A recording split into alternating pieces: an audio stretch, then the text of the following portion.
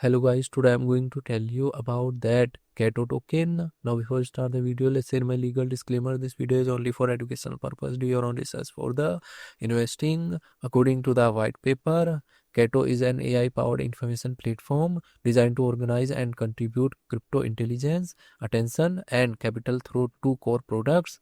AI powered crypto intelligence. Its flagship product KAITO Pro is a vertical search engine that aggregates and analyzes fragmented data from thousands of sources to deliver actionable insights. Tokenized attention network. Through KAITO Connects, the platform quantifies and tokenizes spatial attention, creating a decentralized network to reward participants and distribute capital transparently. KAITO project institution rating is 4.2. KAITO token total supply is 1 billion and circulating supply is around 241.38 million KAITO token.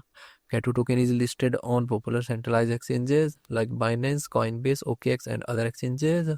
If I share my opinion with you, then this project up to 95% chances is that it is a legit or good project. So guys, don't take my opinion as a financial advice. Do your own research for the investing. Thanks for watching.